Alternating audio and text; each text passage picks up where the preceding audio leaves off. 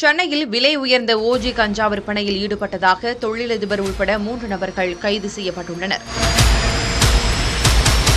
ரகசிய தகவலின் பேரில் திருமங்கலத்தில் சோதனை நடத்திய போதைப்பொருள் தடுப்பு பிரிவினர் தியாகேஸ்வரன் என்பவரை கைது செய்தனர். விசாரணையில் வளசரவாக்கத்தைச் சேர்ந்த தொழிலதிபர் சரத், முகப்பேர் கிழக்கு பகுதியைச் சேர்ந்த சீனிவாசன், ஆந்திராவைச் சேர்ந்த ஷர்புதீன் முகமது மஸ்தான் ஆகியோருக்கு விலை உயர்ந்த ஓஜி கஞ்சா விற்றது தெரியவந்தது. அவர்களிடமிருந்து 10 கிராம் ஓஜி கஞ்சா, 27,50,000 ரூபாய் ரொக்கம், சொகுசு கார் உள்ளிட்டவற்றை பறிமுதல் செய்தனர். கைப்பற்றப்பட்ட ரொக்கம் அதிமுக வியூக அமைப்பாளர் ஹரி என்பவருடையது என போதைப்பொருள் தடுப்பு பிரிவினர் கூறுகின்றனர். அதிமுகவிற்கு ஆதரவாக சமூக ஊடக மேலாண்மை பணியாற்றி வரும் பிரம்மன்யா நிறுவனத்தைச் சேர்ந்த ஹரிசாய் ஆகியோரை அவர்களின் அலுவலகத்திற்குள் சென்று அழைத்து வந்து காவல்துறையினர் விசாரித்தனர். இதையறிந்த அதிமுகவினர் அரும்பாக்கம் காவல் நிலையத்தில் திரண்டதால் பரபரப்பு நிலவியது.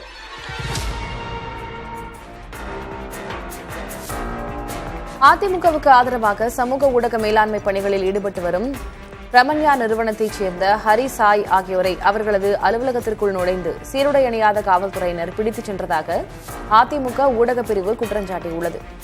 எதிர்க்கட்சியின் நியாயமான விமர்சனங்களை ஏற்க முடியாமல் ஒரு சமூக ஊடக மேலாண்மை நிறுவனம் மீது திமுக அரசு வன்மத்தை காட்டுவதாகவும் ஹரி சாய் ஆகியோரை உடனடியாக விடுவிக்க வேண்டும் என்றும் சமூக வலைப்பக்கம் மூலம் வலியுறுத்தியுள்ளது.